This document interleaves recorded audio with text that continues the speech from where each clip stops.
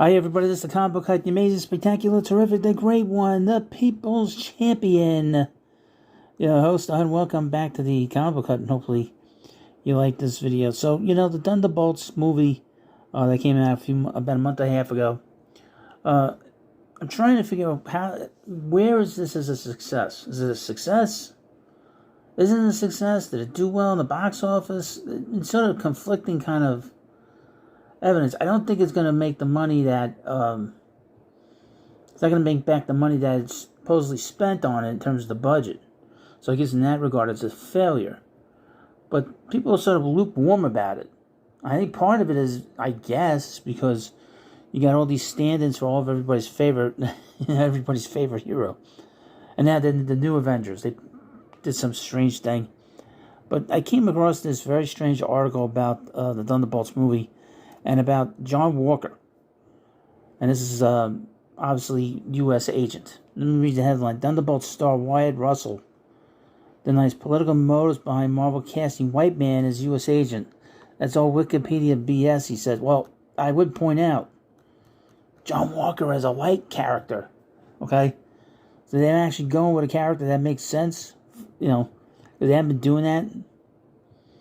According to Thunderbolts star Wyatt Russell, while many people have come to believe that his casting of the Marvel Cinematic Universe's version of U.S. Agent was meant to be a commentary on black-white racial dynamics in the U.S., this idea is nothing more than Wikipedia bullshit. That is just stupid.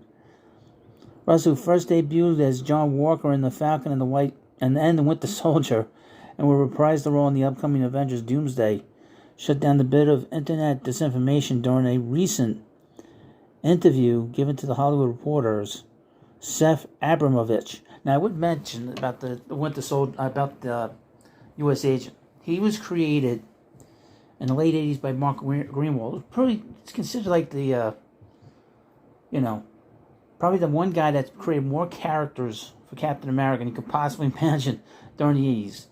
And he was a very influential editor at Marvel.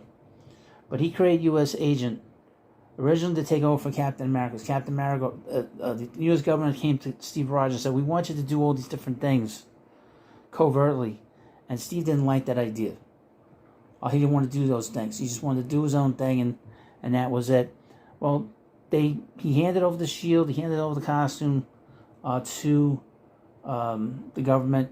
Government brought in John Walker. They recruited him, and he was basically a conservative version of Captain America. He's the first to carry a gun. He carried a gun. Long before Steve carried a gun in the movies, and long before the Winter Soldier carried a gun when Bucky was Captain America, and back in 2007, 2008. So he carried a gun, and he did not have any qualms about killing an opponent. No qualms. And John Walker was basically Mark Greenwald's way of saying, this is what I think about conservative America. This is what I think about them. They want to use a gun. They will kill at first sight, which is kind of what John Walker was. He was very much shoot first, ask questions later. And they wanted to have the contrast of, well, you could put somebody else in that costume, but it's not Steve Rogers. Doesn't that sound like what everybody else has been talking about? Now, he wasn't Captain America for very long, maybe for a year. And he was a very different character as opposed to Cap, as opposed to Steve. And then he became. Then when they fought it out, the two of them fought it out at one point, and Steve became Captain America again, and then John Walker became U.S. agent. They still wanted him working for the government, and he still had usefulness. So they had their own version of Captain America. It was a little strange, but it works. He's not a bad character. He's not a character that is an A-list character, but he is an interesting character. He's a C-list character, D-list character, but he has some weight to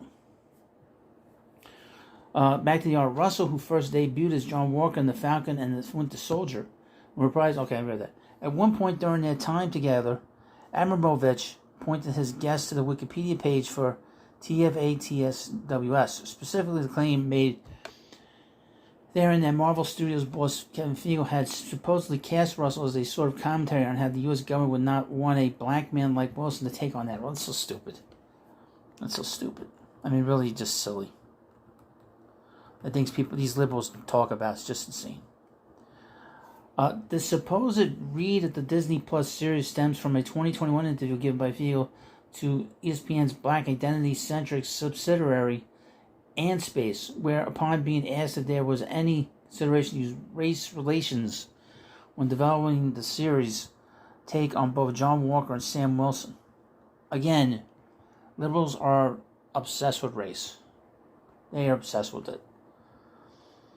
I think that's why we're sending, said the internally baseball cap producer. You know, Sam Wilson says, I'm putting the shield away, and a white center says, good decision, son. That's a good decision you made there. And next thing he knows on TV, here's a blind, blue-eyed man getting it. Whether that was conscious or not on the part of the people that made the decision, then the government of the story certainly is making a statement. Well,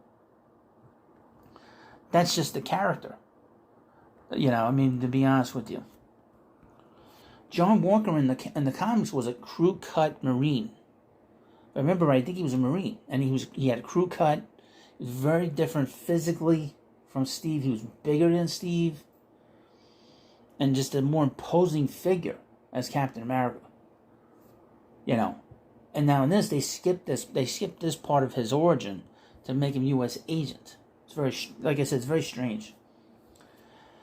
Pressed by Abramovich, if this was truly all how it went down, Russell pushed back. No, I don't think so. I mean, that's like Wikipedia bullshit, the actor said. He's a white guy in the comics, and he's an overzealous wars hero turned superhero by the government in the void left by Steve Rogers. And Sam Wilson didn't want the shields, and so they needed somebody to take it. And hired this guy who was a decorated war veteran, and all of his insecurities when he takes the superhero serum come to the surface. As you know from the movies, Dr.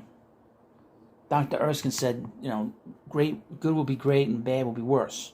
So his insecurities came to the surface in terms of, that's a big shadow. And he had those feelings in the comics. Quote, that was what I found interesting about the character. Russell added, you can play an insecure superhero who's still good at his job, but needs to learn things about himself to become fully realized. So there's an arc I can play over however many series of movies and still make the character interesting. And that's what I enjoyed about it. The John Walker I played in The Falcon and the Winter Soldier in 2020 is completely different. Is a completely different version than the guy in Thunderbolts. And I think will be completely different again in Avengers Doomsday. Now, here's interesting about this. As an actor, since he's not a main character in these movies, he's not the focus of it. He can do whatever he wants with this character. He can develop this character any way he wants. This is not like an iconic hero. U.S. Agent is like he's a stand-in. So he can do whatever he wants with him. I mean, if he wants to play him how he was portrayed in the comics, he could do that. Or wants to do a slightly different version of it, he could do that. You know. Obviously, he's got to work with the dialogue and the writers and the director. But he can do whatever he wants with this character because this is more of an open, slated character. Not everybody knows him. But he's been around a long time now, since the 80s. So, and like I said, the creation of this character was a commentary on the 80s. How Mark Greenwald, the liberal, looked at Ronald Reagan, and that's what that whole storyline was. But that storyline as a whole was not a popular storyline, and it didn't last long. He wasn't Captain America for very long until Steve came back. You know, it wasn't like a long. In fact, Bucky was Captain America a lot longer than John Walker was. So that's the difference. Plus, at the same time, Steve was still running around. I mean, that's where they got the costume from. They basically just changed costumes. You know, we had the Captain versus Captain America, but the Captain became U.S. Agent in terms of design. And the design for this costume is great. That's the one thing I will say about the Captain design and the U.S. Agent design that comes from that character. Is great design. It's black. You know, it has a very, very good look to it. It really does. Well, you let me know what you think about this video. And of course, thank you for watching the Comic Book Hut, and I'll see you later.